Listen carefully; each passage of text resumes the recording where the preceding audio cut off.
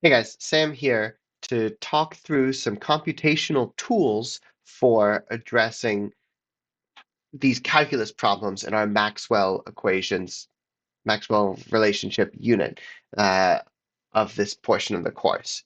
So I'm going to start from this equation that we had here at the outset from the worked example I did in class, where we were trying to calculate this internal energy change. And after using our Maxwell relationships, we were able to get to the following sort of integrand, this differential that we want to integrate. And at this point, there was some concern or some questions about, okay, how do we do this? How do we address this? And these calculus problems in our Maxwell relationship unit of this portion of the course. So I'm going to start from this equation that we had here at the outset from the worked example I did in class, where we were trying to calculate this internal energy change. And after using our Maxwell relationships, we were able to get to the following sort of integrand, this differential that we want to integrate. And at this point, there was some concern or some questions about, okay, how do we do this? How do we address this? And while the calculus that we do in this class is not, so bad, it could be nice to have the opportunity to check your work.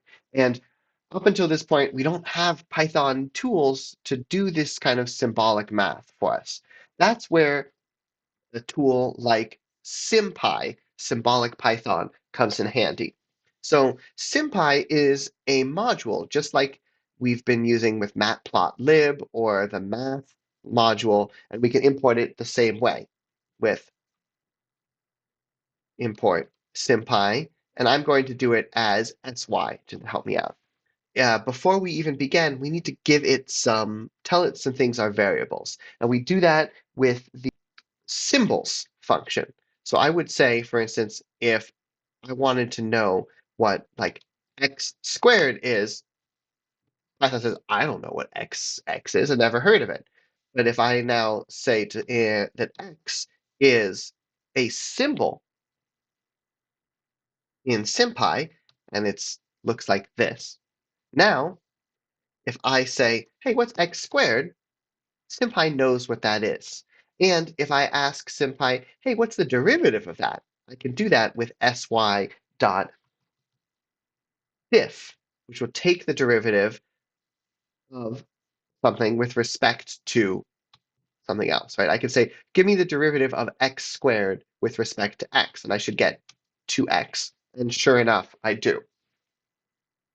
So, right, in this case, our pressure, our van der Waals pressure, when I take the derivative, we expect this to get us something that looks just like R over V bar minus B.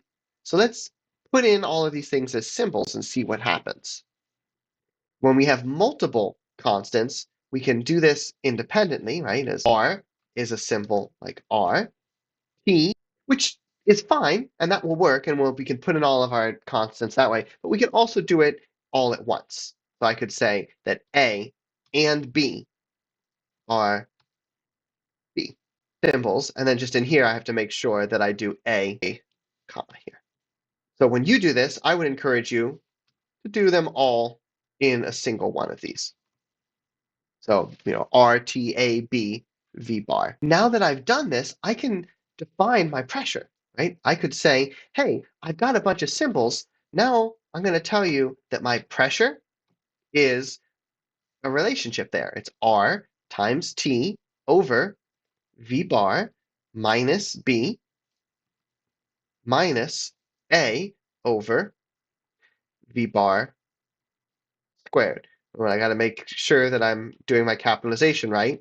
That V should be capitalized. I could say, all right, let's just make sure that this all works. Print out P for me.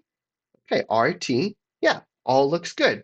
So now if I want to know what that derivative is, I can just call SciPy and say, hey, give me the derivative of P with respect to T.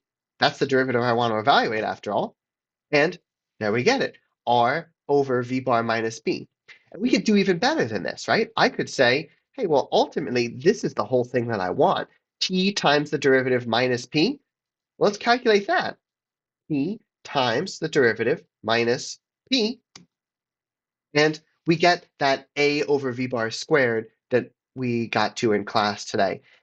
And it gets even better than that. You can do this integral too, right? I want to know what the integral is from 20 liters to 40 liters. So let's evaluate that or integral. We haven't done integrals yet, but it is just sy dot integrate. And then we will give it the argument, the integrand. In this case, it is what we have before, t times the derivative of p with respect to temperature minus p.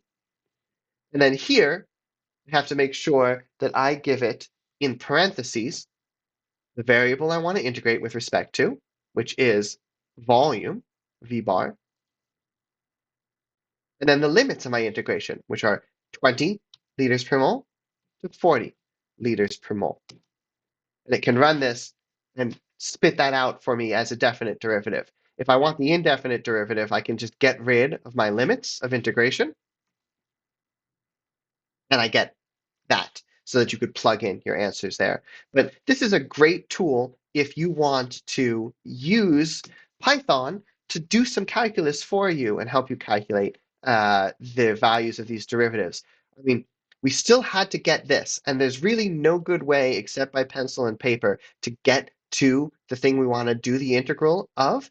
But if you can get to this point where you have everything expressed in terms of equations of state and those variables, then you're set to give this to SymPy to do the integration. Thanks, everybody.